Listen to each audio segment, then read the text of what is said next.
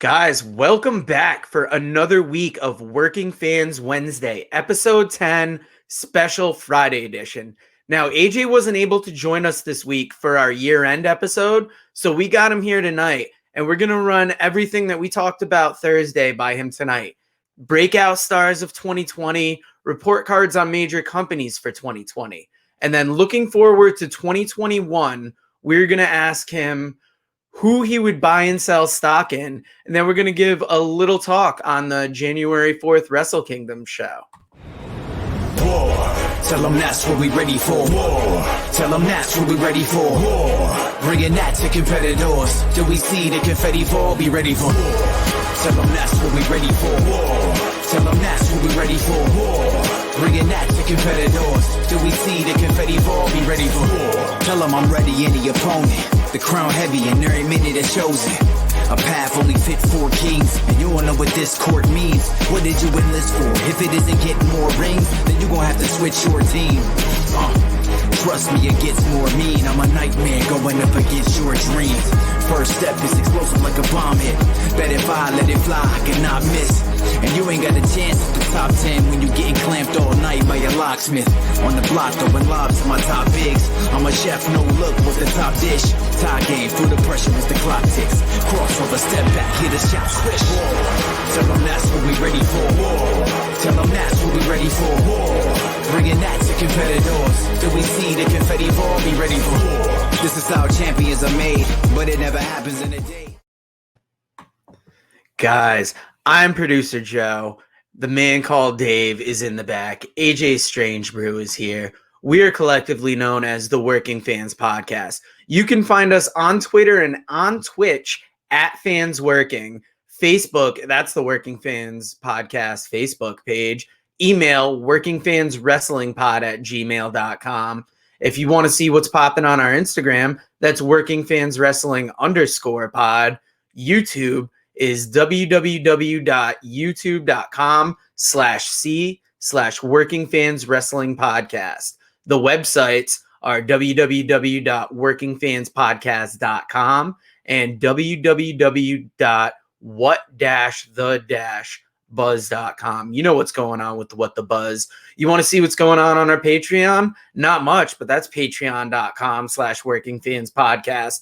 Now, our wrestling podcast releases every Thursday, while our new comedy podcast comes out every Tuesday. That's on Apple Podcasts. That's on Google. That's on Spotify. Dave knows all the major providers. He'll bust my balls about what I missed. And we are brought to you by 482 Designs. That is FOUR 82 Designs at gmail.com. You can get stickers printed. You can get shirts printed. We got some shirts that we're selling. Contact us in any of those above ways, and we'll put a shirt on your back. We are brought to you also by WrestleTopia. That's WrestleTopia on Facebook, at WrestleTopia on Twitter, and WrestleTopiaTV.pivotshare.com.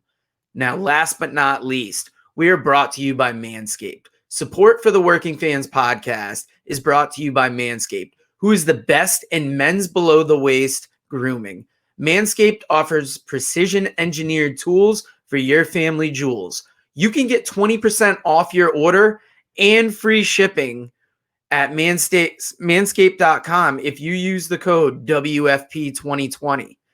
That's manscaped.com, code WFP2020. Your balls will thank you.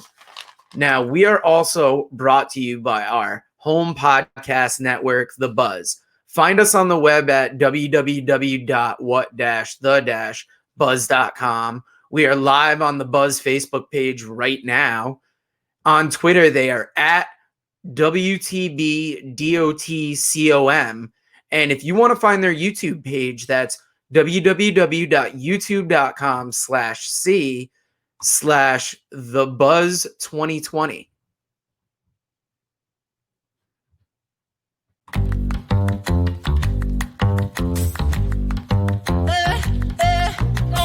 Get the Lambo car, house in the hills with the stars. Told you I'd raise the bar, told you that I'd go far.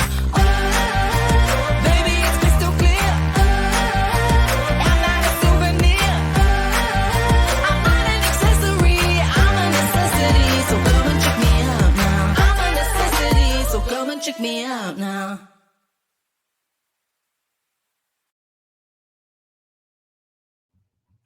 All right, let's add the crew. Dave, how you doing today? Happy New Year's. Happy New Year, baby. I'm ready to go. AJ, we're bringing you in, brother. How you doing? Good. I was getting ready for the show. Oh, beautiful. Nice. Just don't stand up, whatever you do. He But said slapstick was dead. Can't be manscaped enough for this podcast, buddy. no doubt. Now, AJ, we missed having you on the podcast this week. So we Well. kind of want to start with our Randy missed him on the podcast this week for sure. Now, First thing I need to do is actually, speaking of Randiness, I need to say, hey, welcome back, Randy Ozga, because I know you're out there. hopefully. Now, our 531 this week, we talked the top breakout stars of 2020. Now, we're in 2021 now, but we want to do our final look back at 2020. Who are your top 5 breakout stars of last year? I'll tell you what, this might surprise you. My number one breakout star of last year, Ricky Starks. I think Ricky Starks is one of the future of professional wrestling. He reminds me very much, obviously not size-wise, but with his mannerisms, he reminds me a lot of The Rock. I know some other people have said that. He also his size, I think, is underestimated because he's standing next to Will Hobbs and Brian Cage. So I think that makes him look a little smaller. I don't think he's quite as small as people think he is. I might have to nickname him Pebbles because he's like Rock, but like tinier. Exactly. That's perfect. Right. Anyway. Brutal. But I think he's a breakout star. I think, yeah, this is not the comedy podcast. Oh, This is clearly not designed for that. Pretty Ricky. My government name is Delicious. Now, AJ, who else do you have on your list? I think another great breakout star for AEW, so we'll keep a theme going here with one promotion at a time. I think for AEW, the other one, believe it or not, Jungle Boy. I think Jungle Boy really came through this year. I think his match with Cody Rhodes was phenomenal, and I think he has showed that whether he works with people of size or whether he works with people in his own bracket, he's done a great job. And 100% he looked great in NWA. He was a breakout star there too. Oh, yeah, that's where we noticed him first. Yeah, 100%. Starting off in NWA, really showing us he can talk on the mic, and then taking that step up to Team Taz. And just now we get to see how well he dresses, how he comes across on the mic. They've even got him on some commentary that he's been going good on. Now, who do you got third on your list? Well, let's talk a little bit about the NWA. I think that we didn't see a lot of it, obviously, as COVID happened. But I think that before COVID, you had some breakout stars there, too. Ricky Starks obviously was one of them. But the other ones were Zicky Dice. I think Zicky Dice came out with a tremendous amount of personality and showed exactly what he could do in the ring. He doesn't necessarily have the best physique in wrestling, but I think you need a mixture of different physiques and different styles in wrestling, and he showed what he could do on the mic. No different than Eddie Kingston, who also first broke out in NWA earlier this year with his mic skills, a little bit better physique, and a little bit a great job of also working in the ring. So I think those two, and then this one might shock you because you're going to be like, how can he be a breakout star? Nick Aldis. I think Nick Aldis showed earlier this year what he can do as the heavyweight champion or the world heavyweight champion in a promotion that's actually getting shown on TV. We saw him years ago as Magnus, but this is a totally different guy. He's a world-class athlete now, and to me, he's one of the breakout stars of 2020. No, I agree with that. Yeah, I think he elevated himself from almost like mid-Carter and Impact to like, you could put him up there against any of the NWA champions that have existed. And I think he holds himself in that Ric Flair, like Harley Race era where this is the world title and you have to come fight me for it. Yeah, and another thing too is let's not make the mistake. You can be a breakout star. You don't have to be a rookie. Was it your breakout year? Like Keith Lee had a breakout year. MJF had a breakout year. You know, so there's a lot of people out there that have been in the business for a bit, but they're breaking out now. And I'll be honest with you, the only reason I didn't list MJF is because I still don't think he's actually touched what he's going to break into. I think he's got so much more ahead of him that this isn't even his breakout year. I think, believe it or not, by the way. Yeah, Thunder Rosa, another NWA breakout sensation, and showing what she can do in other promotions. This is a hard year because you saw so much more wrestling in America that picking a small pool of breakout stars is hard to do. Actually, go ahead. Sorry. No, I was going to say NXT had a great breakout year too, because most of the people that were stars from 2000, love that guy, Randy Osga. But when it comes clearly to NXT, he's working us. when it came to NXT, most of their roster had to break out because a lot of their roster left in 2019. Mm-hmm. And here you are with a brand new roster for NXT and a new pool of talent. And then you get hit by COVID. So it was a hard year to break out, but some of them did it. Johnny Gargano, I think, even though he's had great years in the past, this is a breakout year as a heel. His wife, Candice LeRae, having a breakout year. Tony Storm constantly looking like she's going to break out of those shorts. Hashtag Tony Storm's ass. I will say this too, and I'll throw one main roster guy out there, Jey Uso. Like, he had a breakout year. Like, yeah, the only reason I haven't mentioned him yet is just because I was saving the WWE for last. Now, anybody watching in the comments, give us your top five. Randy, we know yours, but Daniel Bakley, Josh DeBoard, we didn't hear your top five breakout stars. Why don't you list them in there? Sorry for cutting you guys off. Jump back in.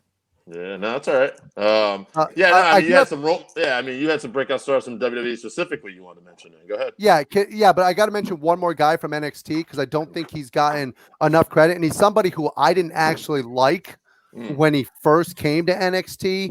I think you can guess who this is. He's the Archer of Infamy. Oh yeah, I agree with that. That's I didn't think that when he first came in that he had the coordination, the timing, and I just didn't think that he really had the it factor that you needed. And he this year came through with it. So I think that that's absolutely incredible. And then of course the last one to me is oh Jesus, why am I going freaking blank? From NXT? I'm losing track of his freaking new name. Cameron Grimes. No, Killian, not Killian. Karrion Kross. Karrion Kross. Yeah, no, definitely. I keep wanting to call him Killer Kross. It's so hard for me to remember that first name. But I think Kross, to me, 100% a complete breakout star. And like Josh DeBoard said down there, also Dunn. If you don't like Pete Dunne and you don't like his work in the ring, shame on you. But those two guys are going to be murderers for years to go. Yeah, well, you can only fit so many in there. Timothy Thatcher, definitely a breakout year. Yeah, there you go. But like Josh is saying down there, we could name 15 from freaking NXT because they had such a limited breakout in 2019 with how many took away. So many people had the opportunity to rise up this year, and so many of them did. So let's go to WWE. I was going to say, AJ, go to that. But after we go over breakout stars, something me and Dave noticed was some people's breakout stars, their year is going to be 2021. So after you cover WWE, kind of tell us who you think that next crop of people that are like just at the cusp of pushing over are. Well, here's a funny one, and people aren't going to say, and this is similar to what Dave said earlier. I think the WWE's number one breakout star on the main roster, or at least on SmackDown, is Roman Reigns. It's about damn time that they actually let this guy be heel. If he could have done this the whole time, and they've been holding him back for his whole career from being a heel, this is absolutely insane because he has done a tremendous job, not just as a heel, but of elevating other people. He's brought back into the limelight Kevin Owens, who should have never been out of the limelight. He has brought to us Jey Uso, who is showing everything that he can do in the ring. I think it's tremendous. He looks like he's in turmoil, then he goes nuts. Mance Warner from MLW is a great one, Randy Osga. We can definitely talk MLW. I mean, you've got so many breakout stars from MLW, but we're on WWE. Right now in the WWE on Raw side, a lot of people would say The Fiend, and I know he's getting over and I know it's hot, but I miss the old Fiend. I know somebody else on this podcast said that earlier this week. I can't remember who it was, but I actually like it. I would love to see a combination of that Firefly Funhouse with Bray Wyatt being more like he was and then going to the Fiend. And I think if you did that combination, that would be incredible. And Josh DeBoard, this one's for you. Alexa Bliss is a breakout freaking star. If you don't see the charisma, Columbus, and the Ohio star, zone, if I'm not mistaken. If you don't see the breakout star written all over this young lady, you're insane. I want to say, too, we didn't mention it, but a breakout star in 2020 was also Drew McIntyre. I mean, he had his best year. Absolutely. But and I'm going to mention him, but MVP, that's a good one. But I was going to mention Drew. I think Drew, believe it or not, is one of those 2021 people that you were just talking about. And I was going to mention him towards that because I think that his best year, believe it or not, is going to be in front of the crowds. And that's when the crowds can come back. Get away from breakout, but this is a quick sidebar what you're saying, too. One other thing, and I've been putting Roman over like crazy lately, so whatever. I know people probably be tired of hearing it, but I don't care. Roman, I think, is you just mentioned it. He's elevating people. Like he elevated Kevin Owens back to where he's looking like a legit contender. He elevated Jey Uso to where it looked like he was just that other Uso. Like, who is this guy? Oh, that's Jey Uso. Okay, yeah, I didn't know if he was him or Jimmy. Now he's like in the main events and he can carry himself on the mic. We find out, so he's been doing a hell of a job. Yeah, plug those balls, baby. Appreciate it. Got to take care of the family stuff, especially on air. Yeah. And the fact of the matter is that it's leaving the door wide open for the return of who is the actual king of the table there, The Rock. So we shall see. I think Big E could be a big 2021 guy too. He might end up. I don't think he's broken out yet. To me, I know he's starting 2021. To. Exactly. In 2020, I don't think they broke him out enough. I think the WWE actually held him back. Yeah, I think he could end up with the Intercontinental title. I'd like to see him. I think I said this on the podcast I did with Josh, but I'd like to see him win the Royal Rumble, keep the Intercontinental belt, and actually make that belt mean something and do a real title versus title match that actually means something, not some throwaway thing on Raw. And, it's a clean finish and it's a main event at Mania. And then you got something almost like Warrior Hogan, like all these years later, because Roman's been so protected and so hot. Right now, you could do the same thing with Big E if you keep the momentum going. Just saying. Now, I know we're talking breakout stars, but you want to talk about some of the people that the WWE and AEW have lost? Not lost like gone away, like passed away. I mean, lost like they've buried their career. Because you've got guys like Bobby Roode, Dolph Ziggler, Cesaro, baby, we buried Dolph Ziggler years ago. That motherfucker dead. Yeah. He's great, but he's been buried a long time ago. I'm gonna be watching Wrestle Kingdom, praying to God Nakamura shows up there because he's not on WWE TV.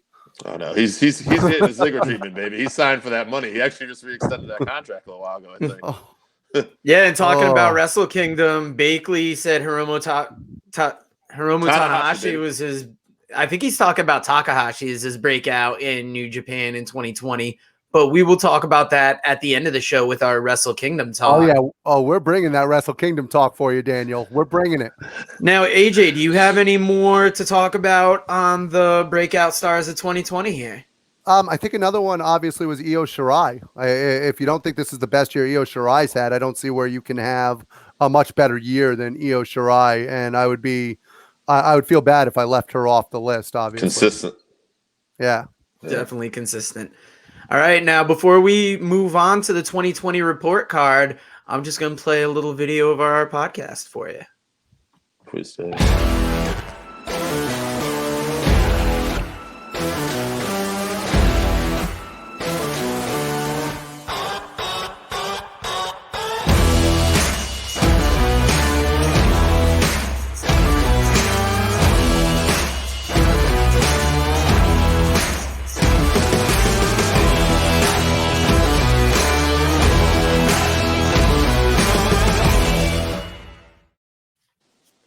All right, now AJ, in the first segment, we talked breakout stars of 2020. Now we're going to go on to something that I don't think you're going to mind shitting on the whole industry. We're giving a 2020 report card. We're going to get your grade, and then we'll fill you into what me and Dave did this week. Now, we're going to start off with New Japan Pro Wrestling. Both me and Dave were guilty of not watching as much as we would have cared to this year. It was a little difficult to watch as much New Japan, I think just because of how much wrestling is out there right now. We've all struggled. I mean, we've all had to make decisions at different times. Are we going to watch MLW? Are we going to watch NWA? Are we watching New Japan? Are we watching? There's so much wrestling out there right now, and they took so much of the year off that returning at the latter half, it's like we got AEW pay-per-views. NXT has showed out big with Halloween Havoc and things like that. So I see what you mean. Certain things take up your time.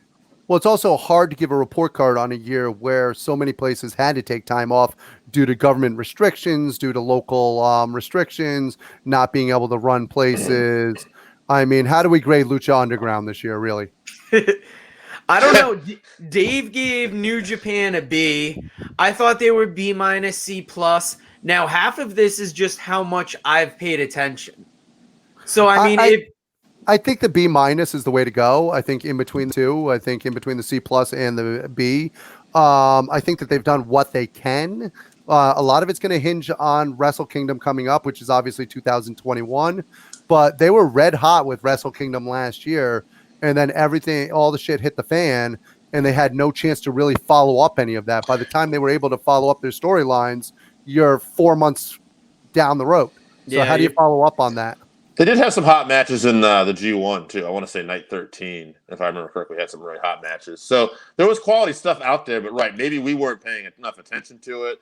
But they had Suzuki Moxley early in the year, and that was a dream match we were waiting to see. There you go. And Archer Moxley, I think that was his show. Yeah, absolutely. And I got to tell you, I'm not the biggest fan of having belts on the Gaijins, or how do you say it? Gaijins. There you go. I'm not a big fan of that because it makes it harder for them to defend the belts on a regular basis when they're spending most of their time in other promotions. So normally it wouldn't be a problem, but with the travel restrictions, it has really fucked that U.S. title scene. And what are you going to do with Moxley? And that's what I'm saying. It's going to make it awful hard to have Moxley travel. How do you have a guy? First of all, the guy's wife's at home pregnant. So does he want to take a chance at traveling, picking up something and bringing it home to his wife? It's going to make it very tough. Definitely now about New Japan. Yeah. He knows his shit. We're coming to you, Daniel. We're coming to you. I promise. But that is one of the matches of the year. Definitely. Yeah. What's your grade, Daniel, for the New Japan? Daniel, throw us a grade in there, buddy. Now, AJ, ROH. What would you give them for a grade this year?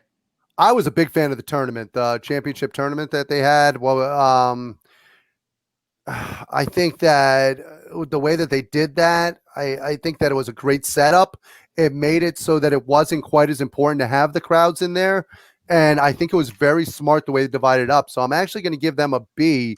The reason why I'm giving them a B is because a lot of the talent hasn't been elevated necessarily to a mainstream audience.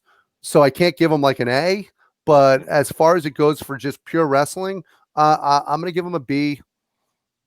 Now, Dave, you gave him a C. What was your thought process again behind that?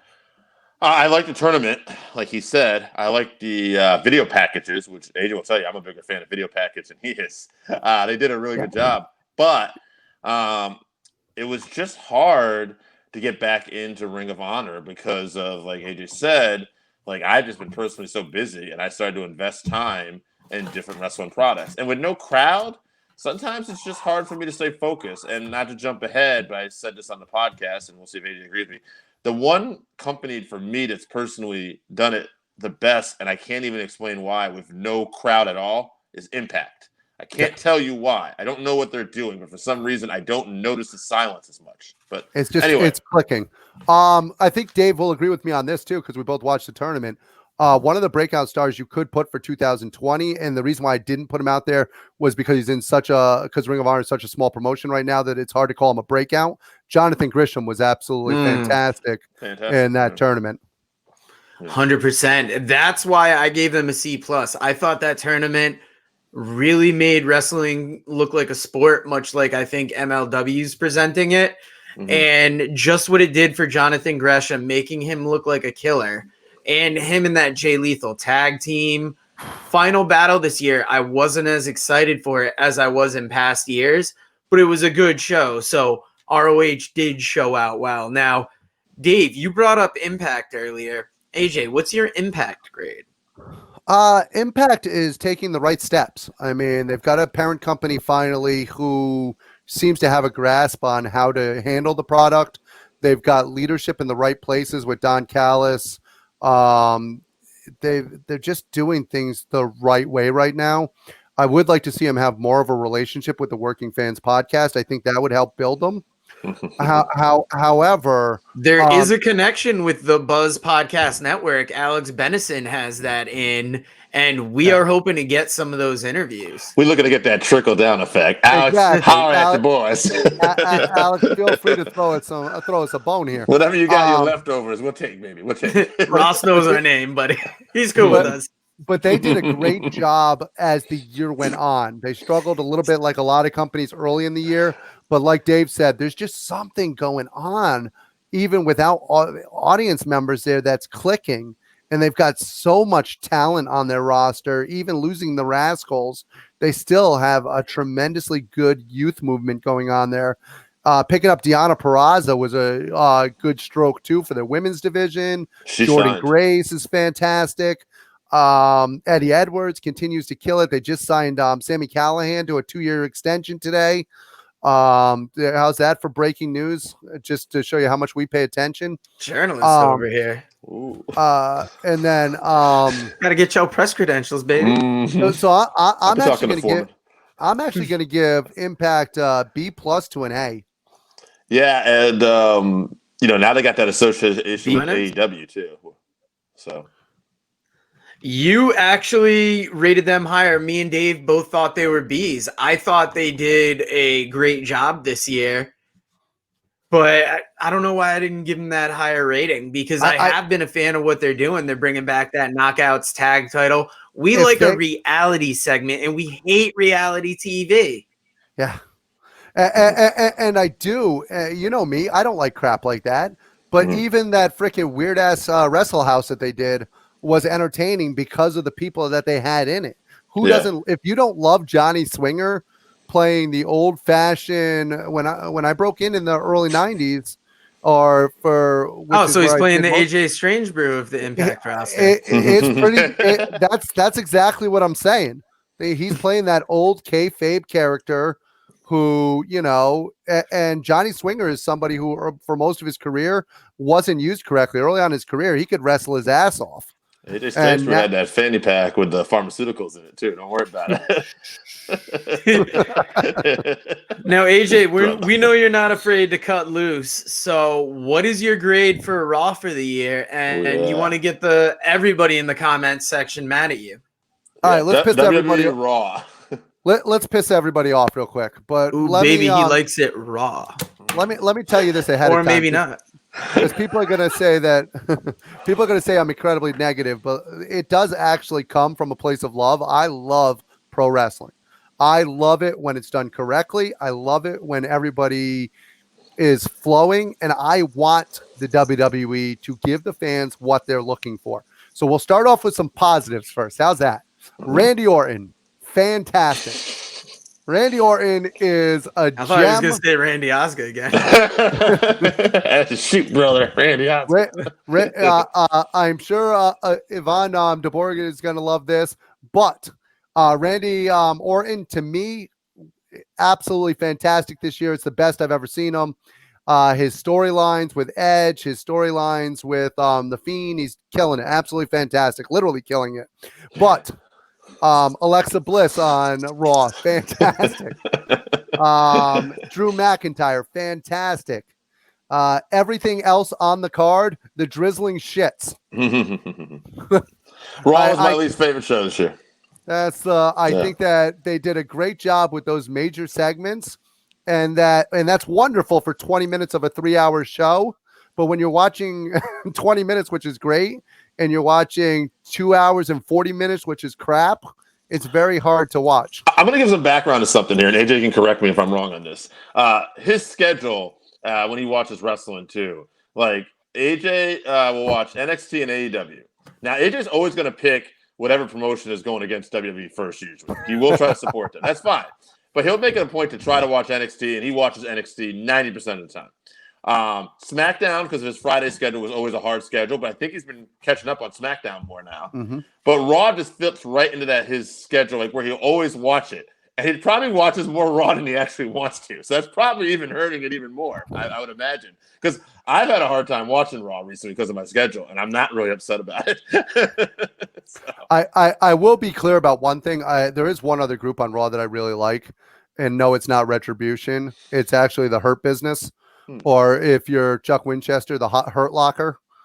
But the Hurt Business, I think, has done a great job of bringing back Shelton Benjamin, elevating freaking Bobby Lashley finally to a main event player.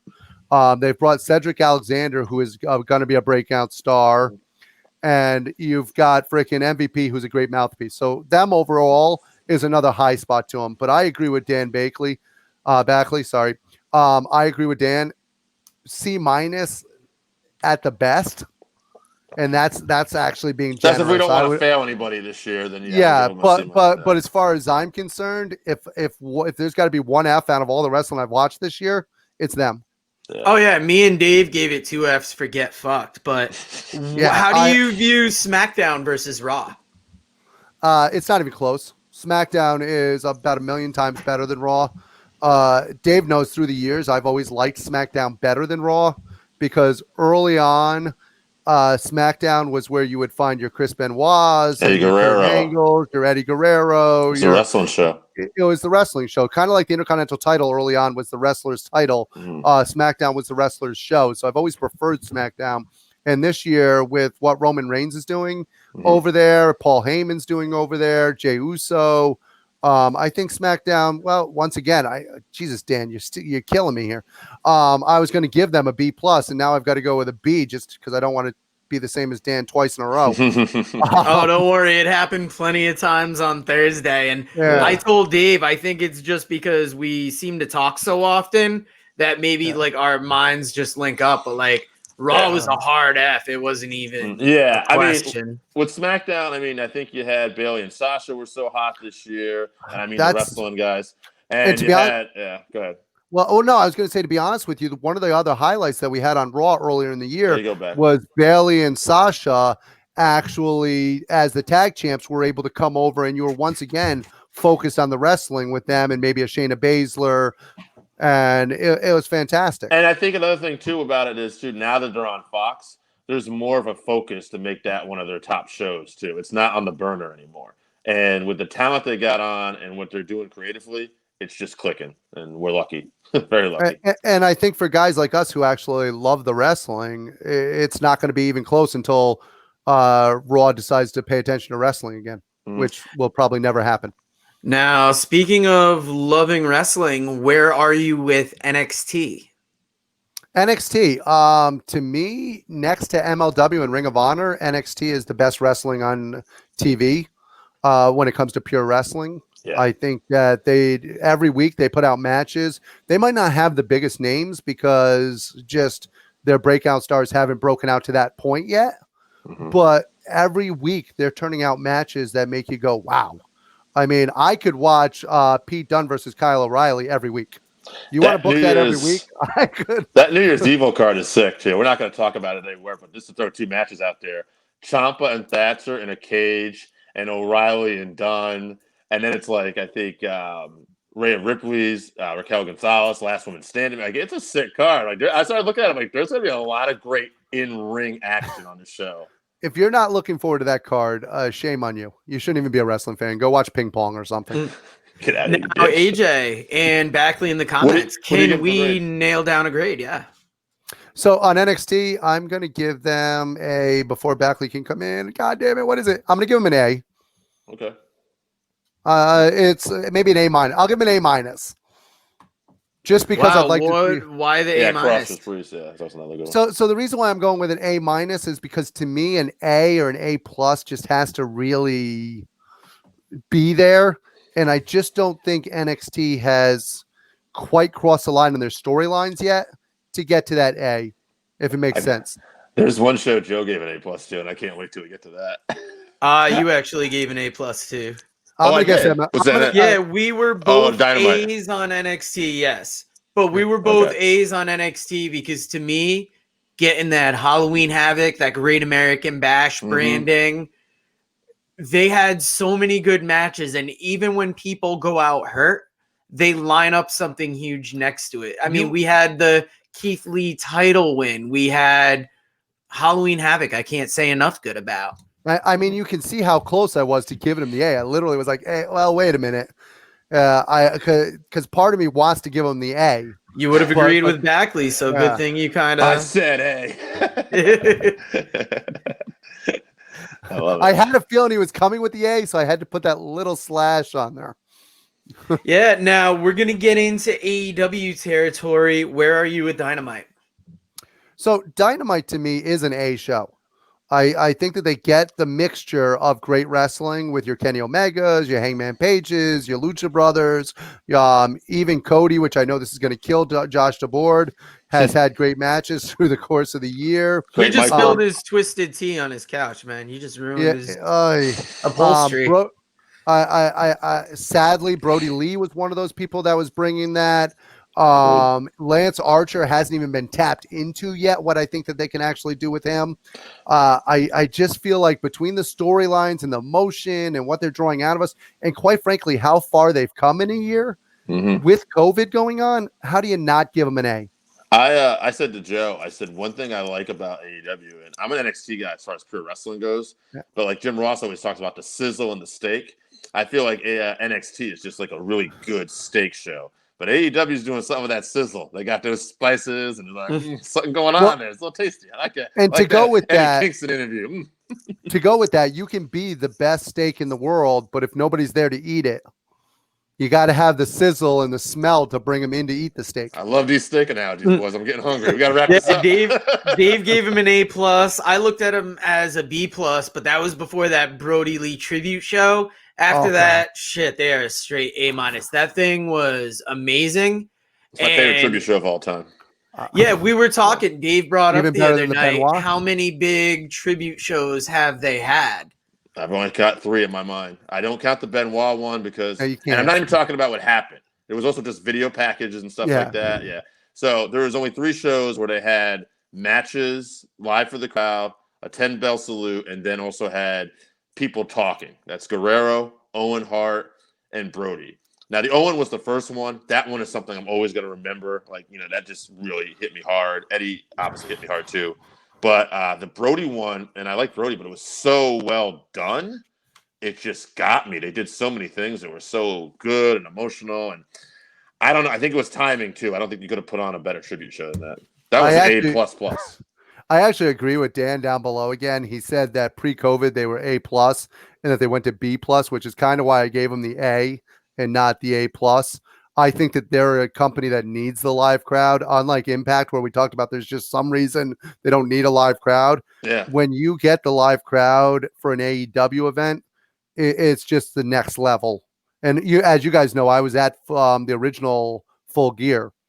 And Fight for the Fallen, I believe. Oh, Fight for the Fallen. Sorry. The original Fight for the Fallen. And when you're in that crowd and when you feel what's going on in there, it's just a completely different animal. And I love that Daly's Place setup, but without a crowd, it definitely stands out that there aren't people there because seats are so much a part of it. It's almost like an amphitheater in most towns. And the problem is even when you go have WrestleMania and stuff like that and football crowds, football stadiums are not set up the same way as wrestling stadiums are. And it doesn't allow. So now with less people in there, you really can't hear the crowd, because I have to believe that the crowd at the Brody Lee was even more insane than what we heard. So what else? Nice. Here, Joe? Dave said I was a fool for asking you this, but I'm going to throw it out there. How did you like AEW Dark? I actually like AEW Dark. I know Dave doesn't think that I watch it, but that was the exact quote. I stand by that.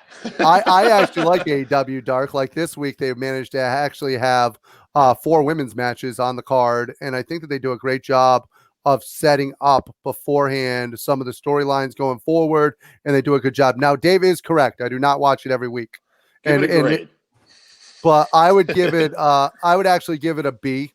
Sure. Okay. I would give it a B because I think they're doing a good job of growing people. But if you're gonna do that, I think you also have to watch the BTE there, because I think that also does a good job of growing the personalities and growing the characters that we're seeing on Dynamite. We didn't even talk about that. I gave Dark an A because they're almost like their own feeder system. They're bringing in top level indie guys, and that's where you get your first look at them. They do a few dark matches, and then they make their way to like a low-level Dynamite match. I agree with that. I do agree. I wish I had more time to watch it. Dave's right. I don't watch it as much. But I ultimately don't think at the end of the day it's a storyline driven show, so I can't go that high. That's why I went like a C plus, if I remember. Yeah, you went C. Okay. Yeah. Well. Yeah. C plus, and like I said, I went B because you can't possibly drive storylines on that show. Yeah, it's not. There's a couple things once in a while they'll do, but I mean, for the most part, it's not a storyline driven show, and you can skip it if you had to. But there's a lot of fun stuff on there if you want to just have like a fun time watching some wrestling and just know it's not going to really necessarily lead to anything. And there are good talents that show up.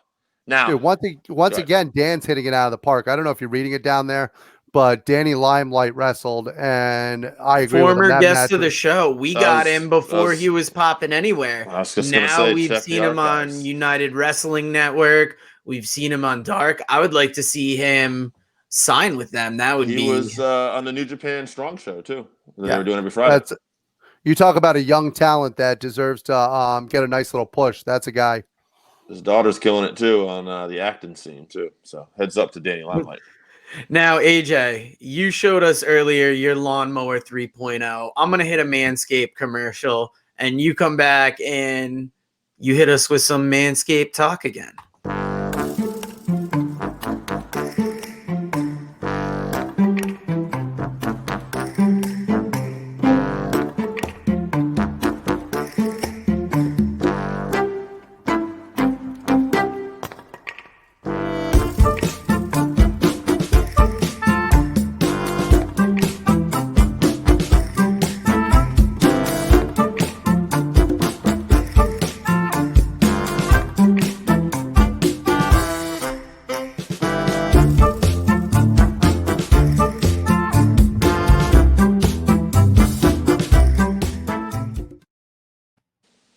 Now, we are done talking 2020. We are looking forward towards 2021. Dave came up with a quick buy and sell segment that we're going to talk about right after AJ cleans out his lawnmower there. Well, the funny thing is you mentioned cleaning it out. It's actually very easy to clean out. You got the ceramic blade right there, which actually protects the boys. You've got, look how easy that is. Just, it's clean. You're all set. Speaking of clean. Just got to blow on it. Oh, exactly. And that'll keep it hard all day long to clean. There we go. We've got the crop cleanser, guys. You got to keep your hair and your junk clean. The ladies want it clean. If you're not keeping it clean, nobody's going to want to touch you. Dave knows. I thought you were putting the crop reviver on the top of your head earlier, and I was about to tell you it's not going to bring it back. It just makes it smell nice.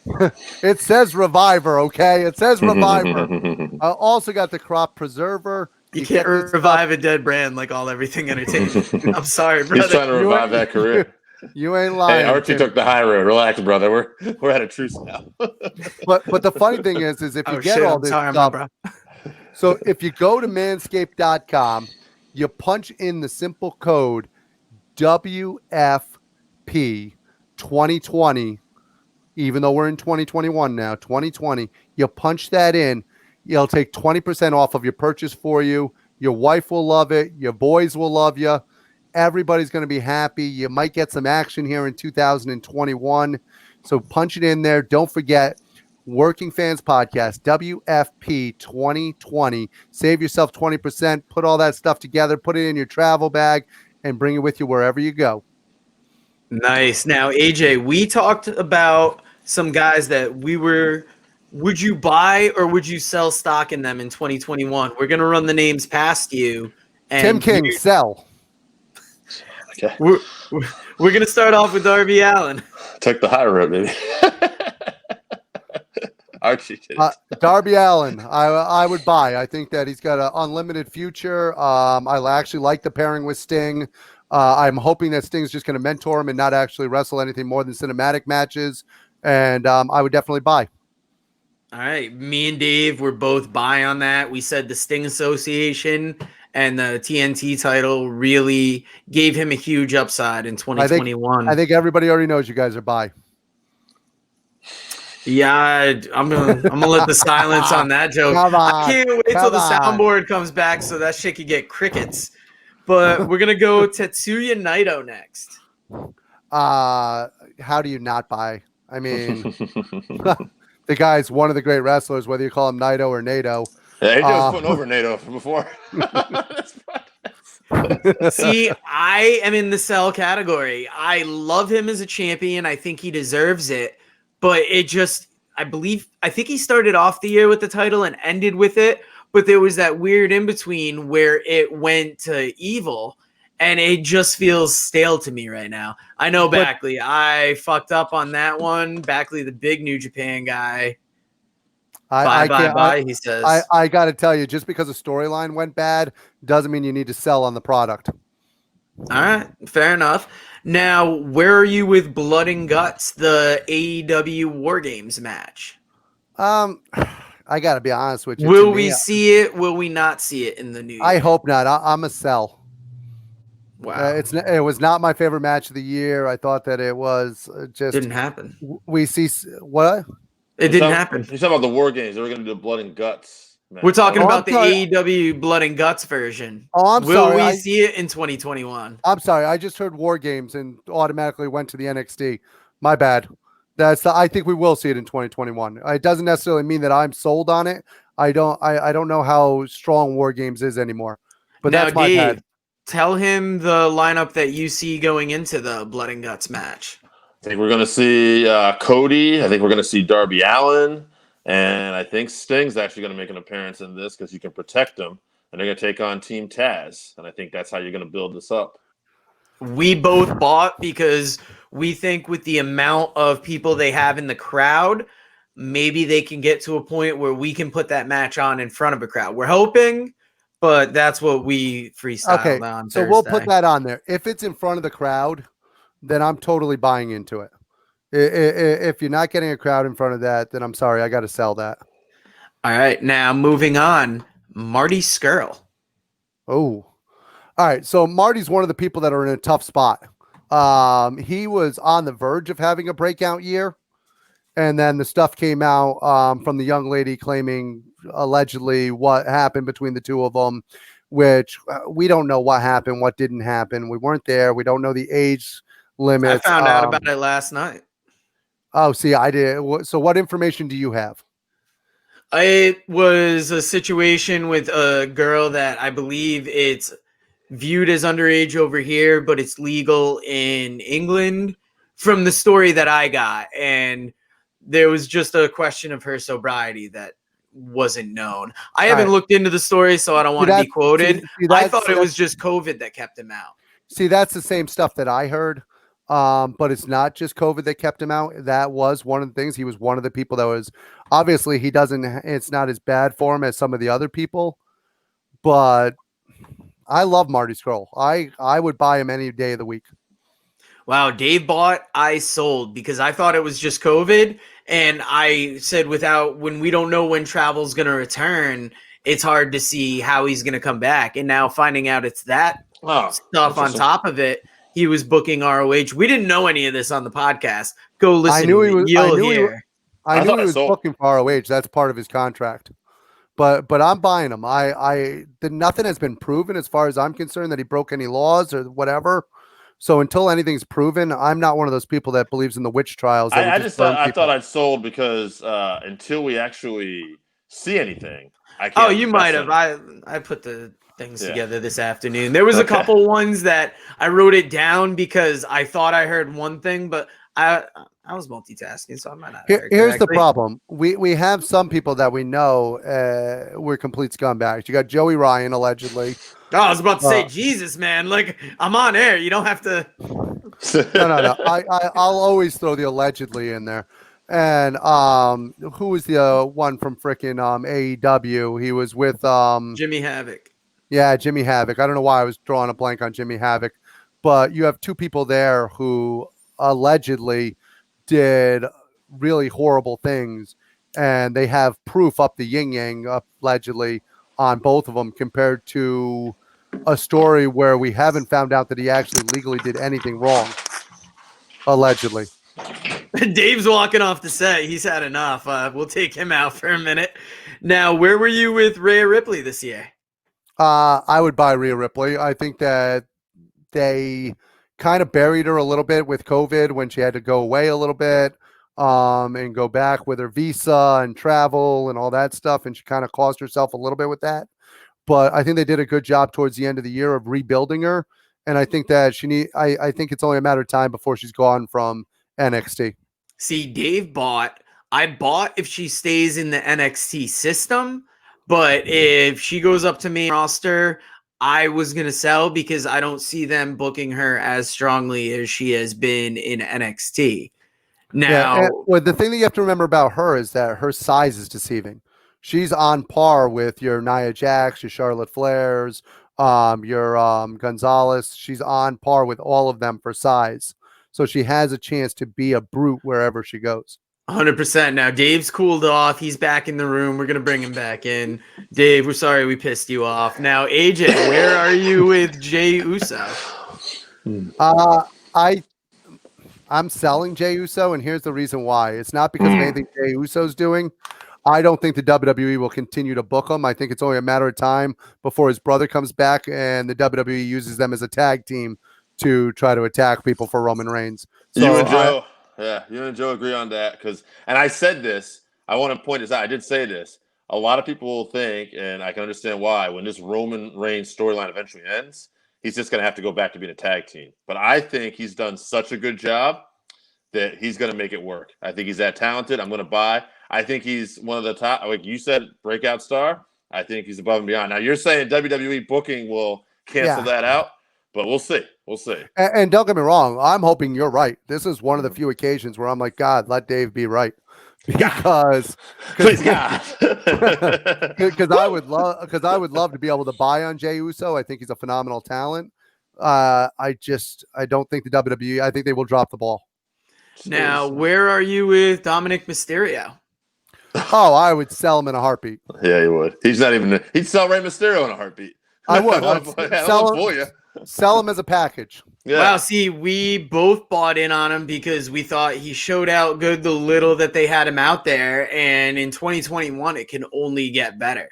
And especially having that package with his dad and his family seems to have really propped him up and given him a story to get him introduced to the universe. Sidebar, I'm just going to say this to give AJ the red ass.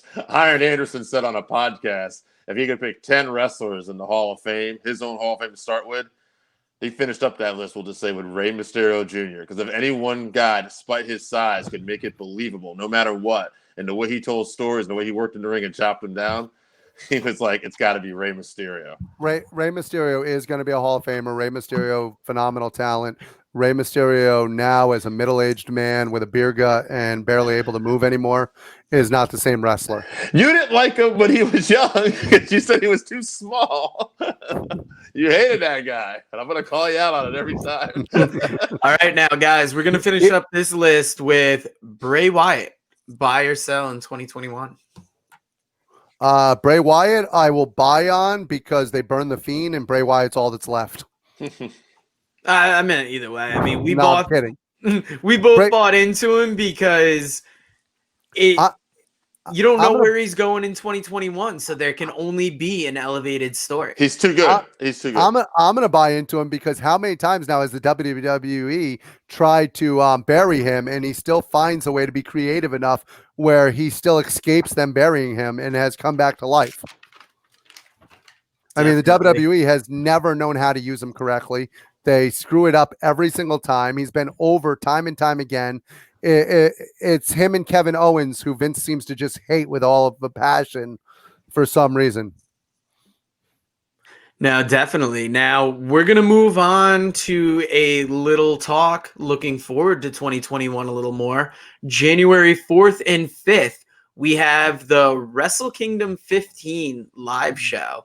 Now, I'm going to throw matches at you guys, and I'm just going to kind of hear what you think. Hey, quick sidebar, funny note. I paid for my New Japan Pro Wrestling subscription this month, and Yeah. I actually got a message from my bank trying to ask me if this was a legit thing. Yeah, because they're like, "You sure you want to convert this to yen?" I was like, "Yeah, 9,999 yen." This is me. I want to see the show." Now, January 4th, the first day, kicks off with the King of Pro Wrestling Rambo, which is a battle royal where the final 4 contestants will meet the next day for the King of Pro Wrestling match. You'll hear me on the podcast say, I didn't know who the fuck was in it. We don't know, but this card, there are a lot of people missing. Could any of the names that aren't already booked get a listing somewhere in this Rumble? I mean, I think a lot of these things are just going to be, it's going to be a fun match. I don't think it's going to be anything crazy. Usually these New Japan Rumbles are fun because they have a lot of like legends show up sometimes and people that I remember Sakuraba was in one and, I mean, Liger would appear in these. So they're usually fun. I don't think it's going to be. Yeah, the King of Pro Wrestling title isn't a huge title. I mean, I think Yano had it most of this year. So it's an interesting way to kick off the night. Match 2, Hiromu Takahashi versus El Phantasmo. The winner goes on to face Taiji Ishimori the next night for the junior heavyweight title. How are you AJ, how are you feeling about this match? I think Phantasmo is going to come out with it. I think that it's going to be a great match. I think that you'll see a lot of what you expect from both of them. Hard-hitting suplexes, some high flying. You'll see a great combination of both. And I think Phantasmo is going to actually come out with it. I think what AJ's trying to say, too, is what you're going to see these guys do is a lot of what Rey Mysterio set the table for all the years later. And we can't wait. I got you, baby. Bagley says Hiromu's got to win. I feel Hiromu and moving into Taiji Ishimori the next day. But either way, I'm going Phantasmo. Either way, we're going to win out getting that match. Now, Thursday, I was not aware that Taichi and Zack Sabre Jr. are the tag team champions. They're going into the Tokyo Dome versus the Gorillas of Destiny. My tag team of the year. Your tag team of the year. He did, actually. Yeah, he did that. Yeah, that's true. Now, do you think that the Gorillas of Destiny are winning this? I believe I heard on Post today that they have never won in the Tokyo Dome. And they've never won the titles in the Tokyo Dome. So does that set us up for a Gorillas win, or do Taichi and Zack Sabre keep it? I think the Gorillas are finally going to do it. I think they're going to come through. I think this is it. I think this is their year. And they're going to get the straps. You know what I said. Ain't nobody realer than Gorilla. Now, Dangerous Techers will lose, so Bagley also has Gorillas of Destiny. Now, next up, on the Thursday podcast, I erroneously said it was Kenta versus Juice Robinson for the IWGP US title briefcase. Juice Robinson got that orbital fracture, so it's going to be Kenta versus Kojima. And that is going to be a hell of a battle. But, I mean, Kenta's got to win it, right? I think so. I think Kenta is going to come out on top. I love that hard-hitting style. I can't wait for that match. If there's one match on the card that I'm looking forward to, that might be the one. Kenta's got a date with the U.S. title at some point. Yeah, he's absolutely. Now, I thought your match of the night, AJ, was going to be the next one with Hiroshi Tanahashi versus the Great Okan. I think it'll be a good match. I think that it will definitely be a possible show stealer, but I'm just such a big Kenta fan. It's hard for me to go with Tanahashi instead. So. I think no. I mean, instead of him versus Okan. No. I mean, match for match. Oh, I'm not saying, yeah. I do think that it will be good. I'm going to go actually with the Great Okan on this one. See, I saw it as a chance to elevate Okan by having Tanahashi put him over. And that's exactly what I'm seeing. I think that this is going to be a breakout year for Okan. And I think that this is a chance to start it off right and really push him to the moon. Now, the match I've got for match of the year or match of the show has got to be the next one with Kazuchika Okada versus Will Ospreay. I think this is going to show out, and we'll be talking about this all year. We'll be talking about it this time next year. I like Ospreay all day long, baby. I love Ospreay, but I'm going to go opposite of Dave. I'm going with Okada. I think Okada is going to go over on this one. I don't think Ospreay needs it or Okada needs it. but I do think that this could also be a match of the year. It's so hard on this card. There's so many matches that could end up being the match that you're talking about all year long, and this is another one of those matches. I mean, perfect world for me, I might be in a minority. I'd like to see Ospreay win it and then work himself into a IWE title program. So yeah, because he was just breaking into the heavyweight division, I believe, before COVID hit. A lot of past Wrestle Kingdoms, he has been on that junior heavyweight match that is showed out early in the card.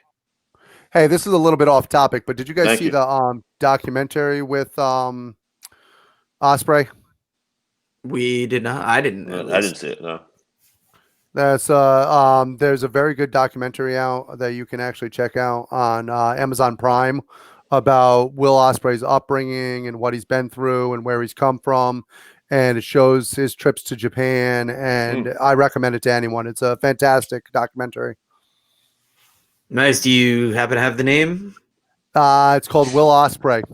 All right, I'll Google it. Now, the main event match of night one is Tetsuya Naito versus Kota Ibushi for the IWGP Heavyweight and Intercontinental titles. I think AJ said he's got Naito all day. So I do. I think Naito's actually going over in that one. I'm going for Ibushi. I just hope it's his year. I don't know if they're going to put it on him, but I really like Kota. And Kota Brazil? Yeah, Kota Brazil. I like the Golden Star, baby. Ibushi. Yeah, I see Ibushi going too. I hope we're setting up Ibushi Ospreay. That would be great, I think. Oh, God, yeah, that would be a match. Now, January 5th, it starts off with a dark match with Stardom talent.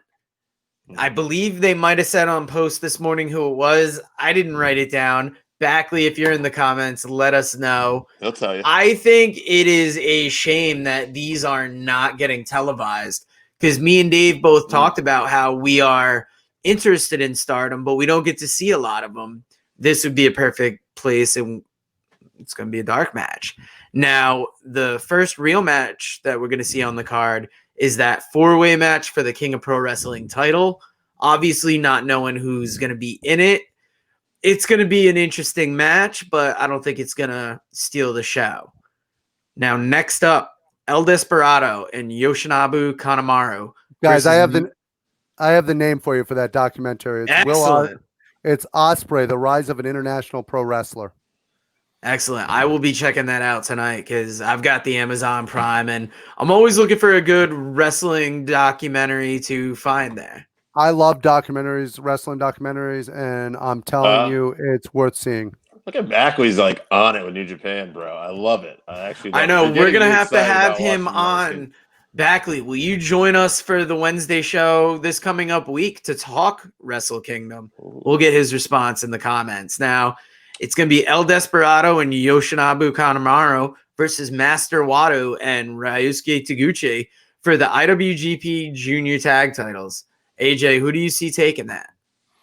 I'm going to go with Desperado and Yoshinobu. Yeah, how do you say that? Yoshinobu Kanemaru. Sorry. That's hey, how would you pronounce that? I am not going to take debate on this.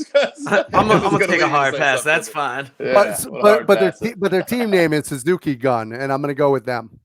There you go. Damn. Backley had it a second before you did. I just wasn't quick enough with the trigger finger. Now, Jake St. John is popping in his seat for this one. Shingo Takagi versus Jeff Cobb for the never open weight title. Yeah. This is going to be the match of this night, and I'm thinking it's going to be second best match on the card. I think they're going to give it to Shingo, but I'm hoping it's Cobb. I love Cobb. You want a hard-hitting match. This is the match of that you're going to want to see. These two guys are going to beat the living hell out of each other. I want to see Cobb get that push. That damn push. I think Cobb's going over. Wow. Now, AJ, what's your excitement level for Sonata versus Evil? Oh God. We're going to leave it with that comment. I think we just left it with silence on the podcast, but that was... I couldn't care less about this match. This will be a ball.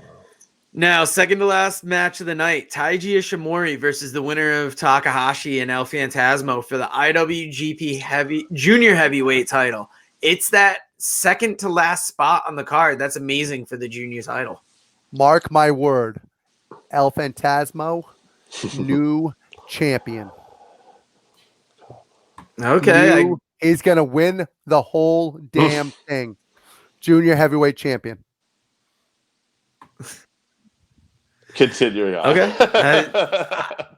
See, yeah, I feel it as Takahashi and Ishimori are going to put on a killer match, but it's going to be Takahashi in the end. And after that, I think he's going to ascend, hopefully, and get in that heavyweight. I do want to answer area. Dan down there. Sonata is his favorite wrestler in all of New Japan. And I can completely understand that. It's not him I don't like. I'm just not a big Evil fan. And I know people love Evil. I think Evil, I just think overdone. Evil. I think that title run hurt him this year. I think it was underwhelming, and it just didn't get everybody popping off like we thought it would. Now, the last match of the night, Jay White versus the Naito Ibushi winner for the IWGP Heavyweight and Intercontinental titles. It's Jay White taking it all, baby. What do you think, AJ? I think Naito's taking it all. Okay.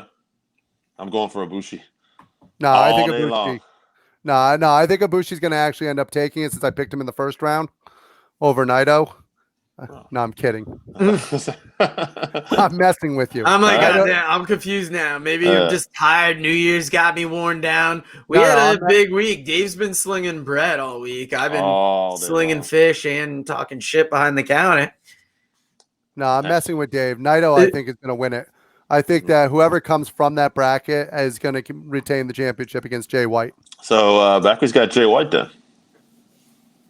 That's surprising. I mean, I can't wait to see how this all plays out. And like I said, hopefully this week we can have Backley on the show. Now, AJ, thank you for joining us. We've got an interview for our comedy podcast. It's like he's a guest. Thank you, AJ. Thank you for doing our show that you're on. That's actually not true. I have not missed that many shows. No, he just wasn't here for our year-end awards. And, I mean, it was just me and Dave going forward with lists. So I thought it was Thanks for guesting on the Working Fans podcast, man. I appreciate you showing up. Hey, it's New Year's. AJ wanted to do a live show this week. I was working Wednesday night. That's why we didn't get in on regularly scheduled hostilities. My man Dave was on there showing out. And I just wanted to include AJ in this because I wanted to finish up looking at 2021 and then get a fresh set of eyes on 2021. And I think it's magic when we're all here. So we got some good ass wrestling this week too. I mean, New Year's Evil. AEW is going to be having a New Year's Bash card now. It'll be a mixture of, I think. And then we got, the Wrestle Kingdoms 4 and 5. So great week of wrestling. Well, I think the thing that you really got to look forward to in the new year, and we could talk wrestling all we want. We love wrestling. It's what we do. But the Working Fans podcast and what we bring on the Buzz Network, we're going to continue to grow that for you. We're going to continue to bring you the best talk every week. And we're branching out now into comedy where we're going to talk more about the stand-up comedians, movies, all the things that you love that make you laugh. So if you're looking for entertainment, check out The Buzz. And if you're looking for pure fun and excitement, don't forget your boys at the Working Fans. Beautiful.